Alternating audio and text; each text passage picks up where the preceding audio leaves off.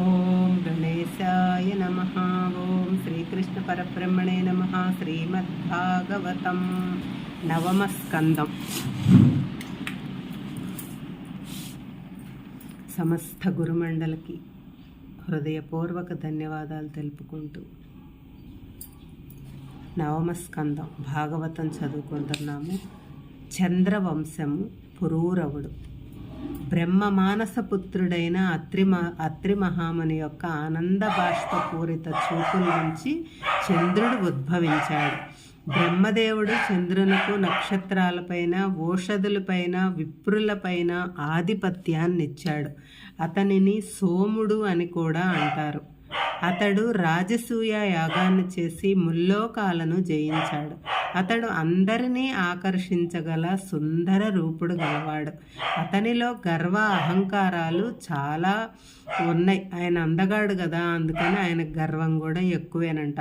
యుక్తాయుక్త విచక్షణ క్షీణించసాగింది. దేవతల గురువైన బృహస్పతి భార్య తార ఆమె ఒక అందాల రాశి. సోముడు ఆమెను బలవంతంగా లేవతీసుకొని వెళ్ళాడు. అతని అందాల ఆకర్షణకు ఆమె వివసురాలైపోయి అతని అందానికి ఆమె పడిపోయి ఆయనతోనే ఉండటం మొదలుపెట్టిందంట. భార్యను ఎక్కువగా ప్రేమిస్తున్న బృహస్పతి ఆమెను విడిచి ఉండలేక ఆమెను వదిలిపెట్టమని సోముని అనేక సార్లు బ్రతిమాలాడంట. సోముడు ఆమెను విడవలేదు. వారిద్దరికీ బద్ధ వైరం ఏర్పడింది. ఇదే అదను అనుకొని బృహస్పతి పైన ద్వేషం గల రాక్షస గురువైన శుక్రాచార్యుడు సోముని వైపు చేరగా ఇంద్రుడు బృహస్పతిని బలపరిచాడు. ఇది ఒక దేవదానవ యుద్ధంగా తయారైంది. రెండు పక్షాల వారు బాగా నష్టపోయారు. బృహస్పతి తండ్రి అయిన అంగిరసుడు ఈ యుద్ధాన్ని నిలుపు చేయించమని బ్రహ్మను కోరాడు. బ్రహ్మదేవుడు సోముని మందలించి తారను బృహస్పతికి ఇప్పించాడు. గర్భిణిగా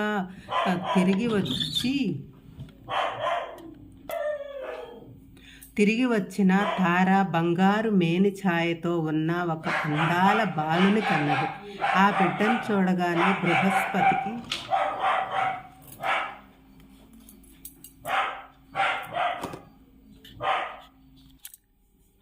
బృహస్పతికి సోమునకు మోహం పుట్టుకొచ్చినది. వాడు నా కొడుకే అని ఇద్దరు వాదులాడుకున్నారు. ఈ వివాదం కొనసాగి వృద్ధి చెందేసరికి మళ్ళీ బ్రహ్మదేవుడు జోక్యం కలిగించుకున్నాడు. తారను ఏకాంతంగా పిలిచి అసలు విషయం తెలుసుకున్నాడు.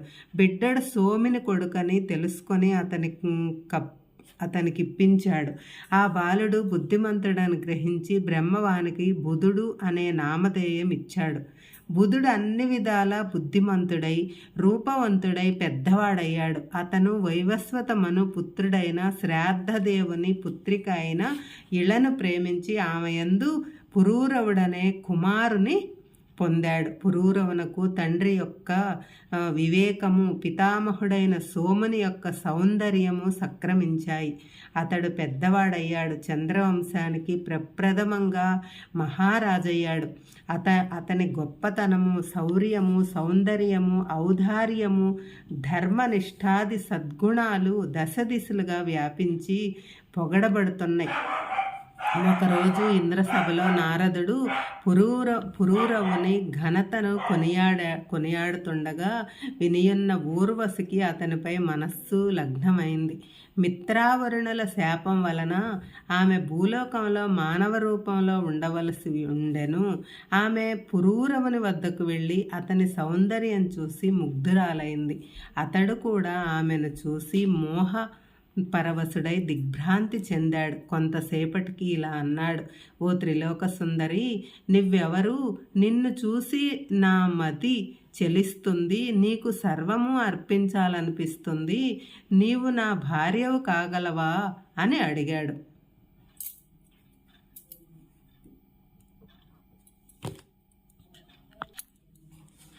ఓ శశివంక శ్రేష్ఠుడా, నీ వంటి సుందరమూర్తి యొక్క కోరికను ఈ ముల్లోకాల్లో ఏ స్త్రీ అయినా కాదంటదా?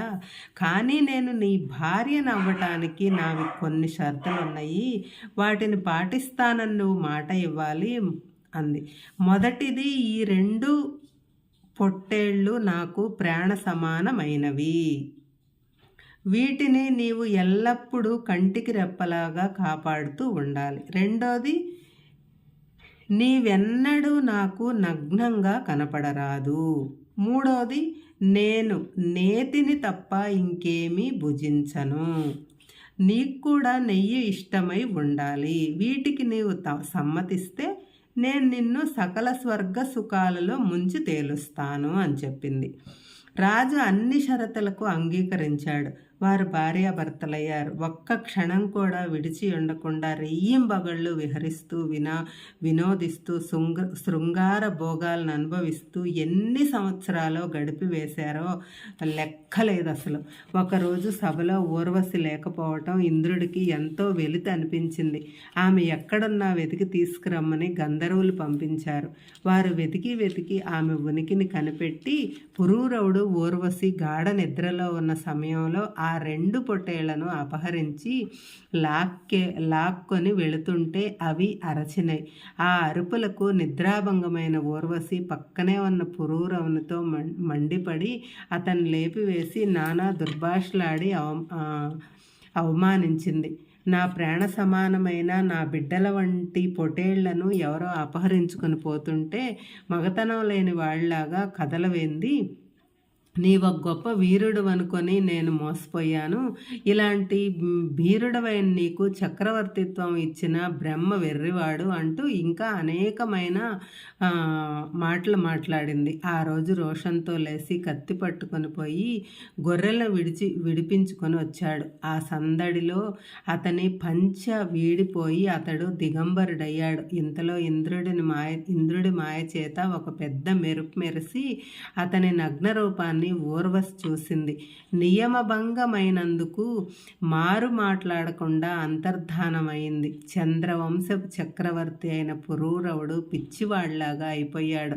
ఊర్వశి లేని జీవితం వ్యర్థం అనుకున్నాడు. ఆమె కోసం ఊళ్ళు, అడవులు, దేశాలు వెతికాడు. చివరికి సరస్వతీ నది తీరాన చెలికత్తెలతో విహరిస్తున్న ఆమెను చూశాడు.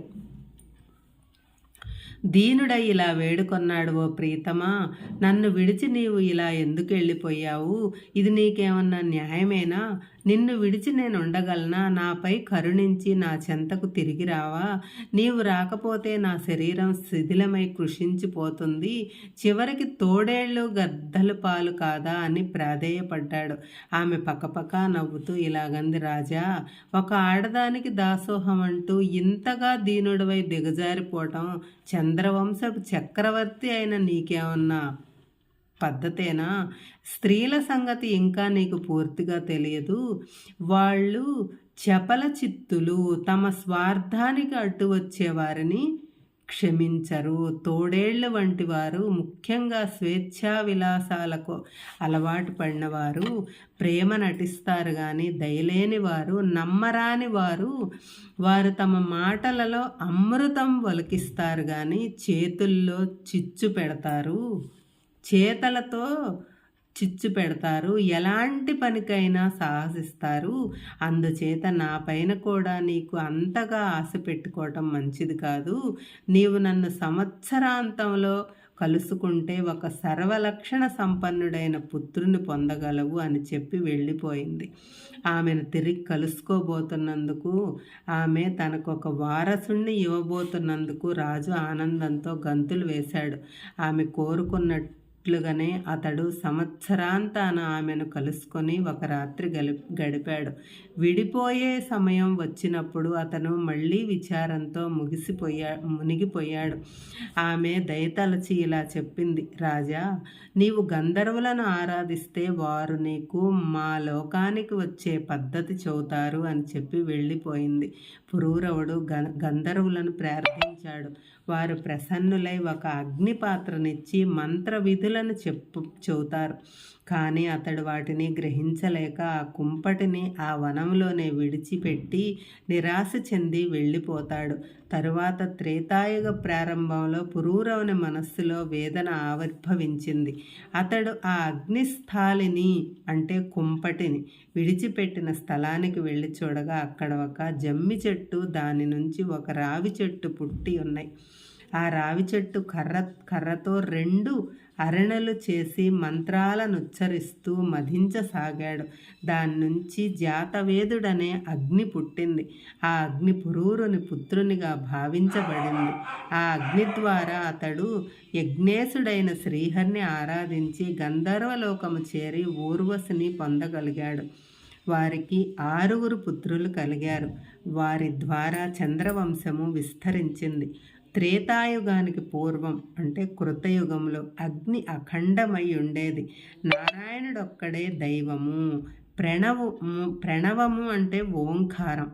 ఓంకారం ఒక్కటే వేదమై ఉండేది. సర్వవాజ్మయము ఓంకారంతోనే ఉండేది. ఒకే వర్ణం ఉండేది. త్రేతాయుగంలో పురూరవుని ద్వారా 3 వేదాలు ఆవిర్భవించాయి. పురూరవుడు తన బుద్ధి పెంపుచే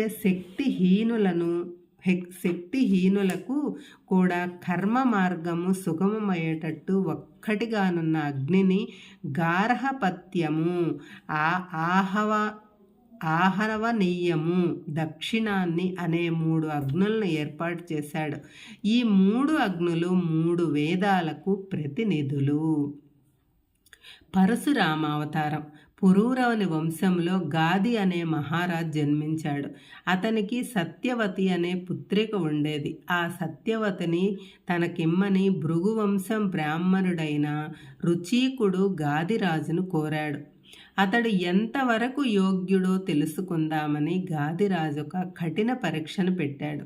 తెల్లని మృదువైన దేహము, నల్లని చెవులు ఉన్న 1000 అశ్వాలను తెచ్చి ఇమ్మన్నాడు. బుచీకుడు వరుణుని ప్రార్థించి మెప్పించి అలాంటి అశ్వాలను సంపాదించి తెచ్చి గాదిరాజునికి ఇచ్చాడు. గాదిరాజు సంతోషించి సత్యవతిని బుచీకునకిచ్చి వివాహం చేశాడు. గాదిరాజునకు పుత్రులు లేరు. బుచీకునకు సంతానం లేదు. అందుచేత సత్యవతి ఆమె తల్లి పుత్రులు పుట్టే క్రతువు చేయమని బుచీకుని కోరినాడు. బుచీకుడు క్షాత్ర మంత్రములతో అత్తగారి గురించి, ఒక చెరువును, ఒక మంత్రాలతో భార్య గురించి ఒక చెరువును తయారు చేసి సిద్ధంగా నుంచి నిత్య కర్మలను చెయ్యటానికి నదికి వెళ్ళాడు. ఇంతలో తొందరపడిన అత్తగారు తన కుమార్తె గురించి ఉంచబడిన చెరువును భుజించగా మిగిలియున్న 2వ చెరువును సత్యవతి భుజించింది. రుచీకుడు వచ్చి జరిగిన మార్పును గురించి తెలుసుకుని భార్యపై కోపగించాడు. మీరు చేసిన ఈ తెలివి తక్కువ పనికి ఫలితం ఏమిటంటే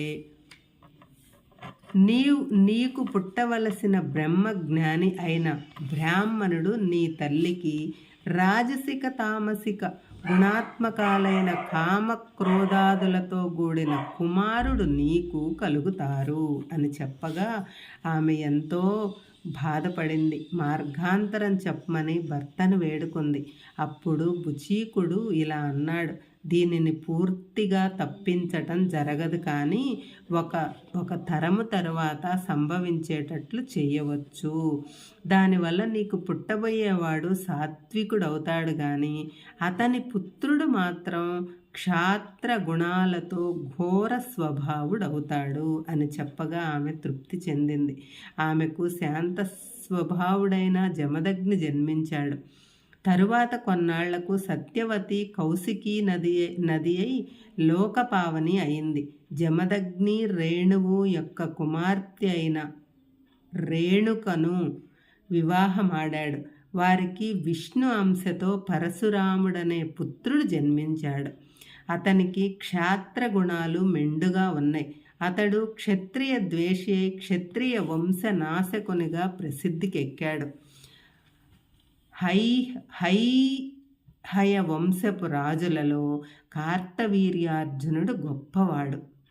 అతడు నారాయణాంశ సంభూతుడైన దత్తాత్రేయుని ఆరాధించి ఆయన అనుగ్రహంచే 1000 చేతులు, అణిమాది సిద్ధులు, యశస్సు, ఓజస్సు, శత్రు విజయము, వరాలుగా పొందాడు.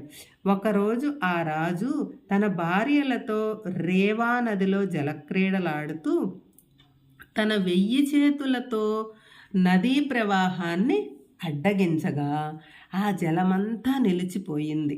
ఒడ్డునే దేవతారాధన చేసుకుంటున్న రావణ్ణి చుట్టుముట్టినది.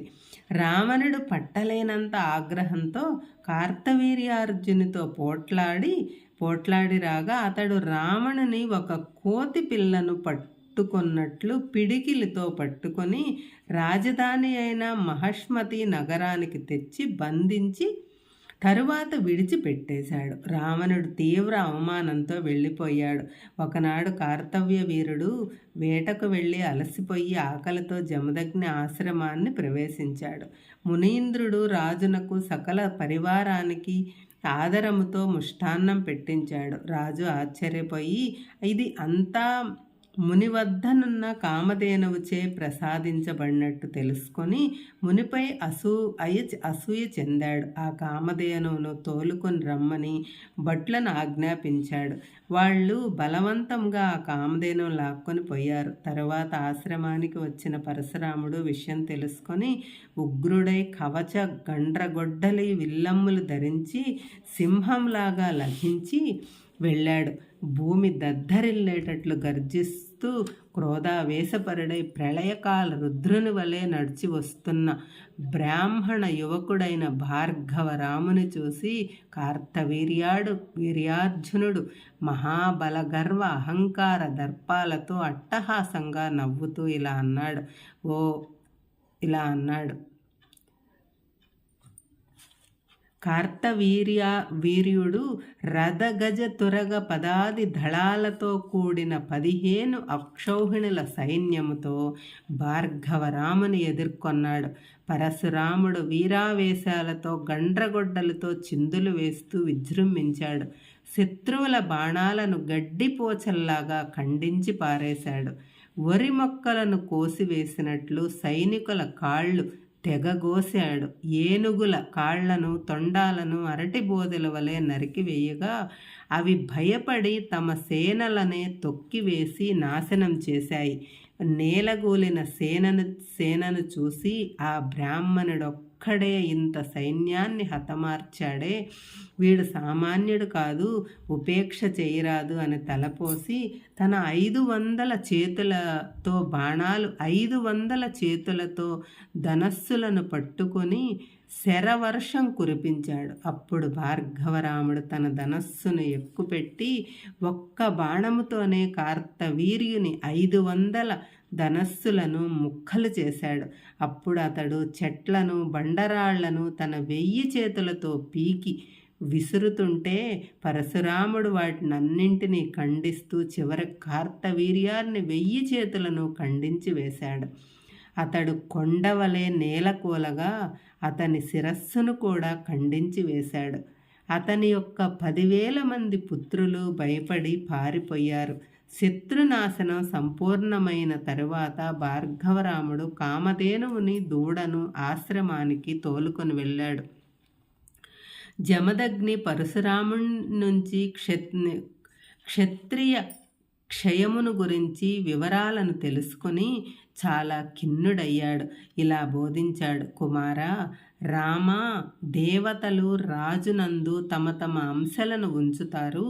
రాజ్యాన్ని పాలించే రాజును చంపటం బ్రహ్మహత్య కంటే ఎక్కువ పాపకరం. బ్రాహ్మణులకు క్షమయే ధర్మం కదా నాయనా. క్షమయే మన ధర్మము. ధర్మతత్వానికి క్షమయే మూలము. క్షమ కలిగి ఉండటం చేతను సర్వేశ్వరుడు బ్రహ్మపదాన్ని మనలందరినీ పరిపాలిస్తున్నాడు. క్షమ కలిగి ఉంటే సిరి కలిగి ఉంటుంది. క్షమ కలిగి ఉంటే విద్య అబ్బుతుంది, సౌఖ్యాలన్నీ కలుగుతాయి. క్షమ కలిగి ఉంటే దయామయుడైన ఆ శ్రీహరి మెచ్చుతాడు. అందుచేత నాయనా, నీ పాప పరిహారానికి నీవు తీర్థయాత్రలు చేసి రావాలి అని తండ్రి చెప్పగా భార్గవరాముడు 1 సంవత్సరం పాటు తీర్థయాత్రలు చేసి వచ్చాడు.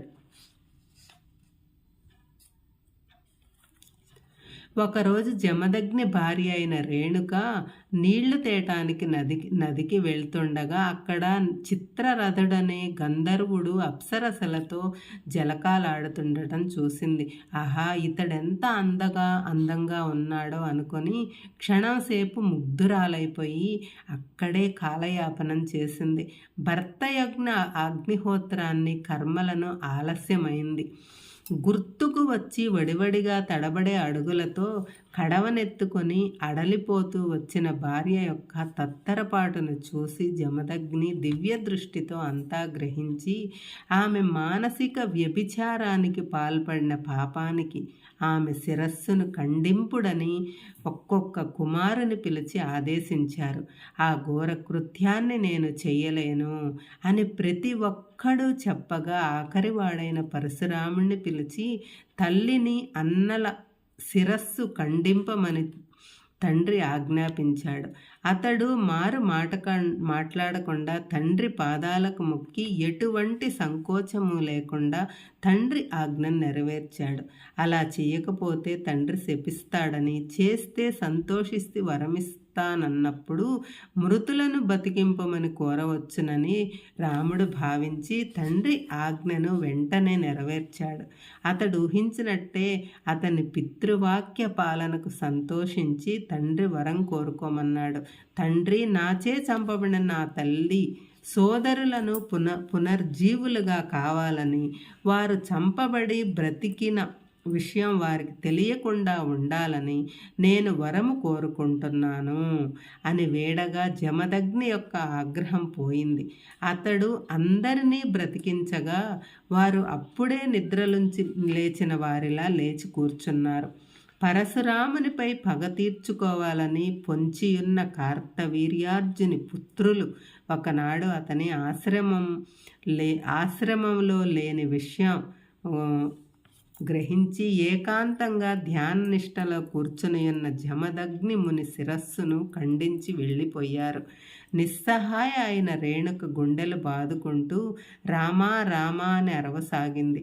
రేణుక తల్లి రోదన విని కుమారులందరూ వచ్చేసరికి ఆమె భర్త శరీరంపై పడి రోదిస్తూ 21 సార్లు గుండెను బాదుకోవటం పరశురాముడు గమనించి అన్నలతో ఇలా అన్నాడు: తండ్రి గారి శరీరాన్ని జాగ్రత్తగా కాపాడండి, నేను వాళ్ల పని పట్టి వస్తాను అని చెప్పి గండ్రగొడ్డల్ని చేతబోని ప్రళయకాల రుద్రునివే మెరుపు తీగలాగా మాహిష్మతీపురం చేరుకున్నాడు.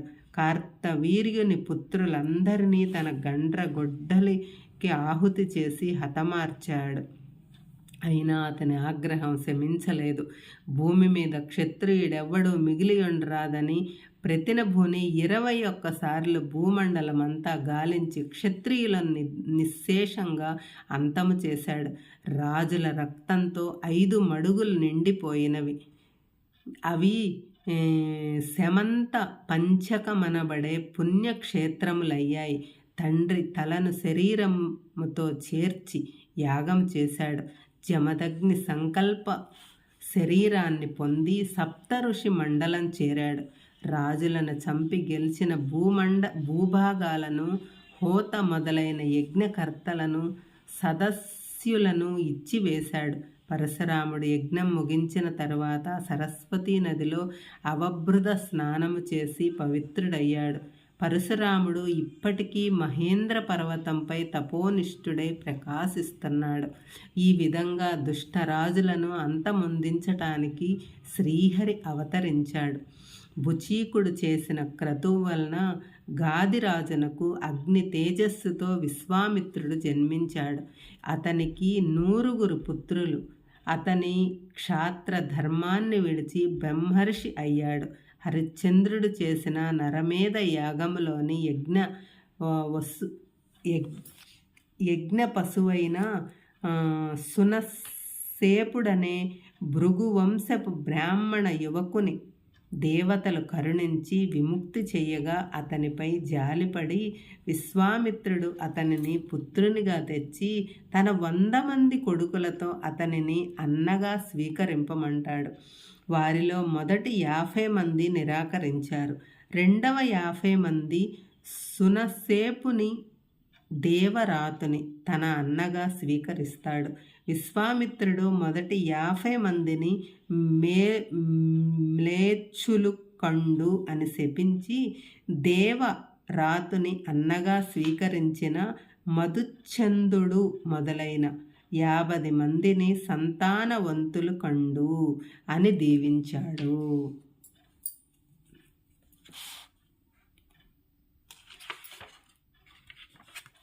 హరే కృష్ణ.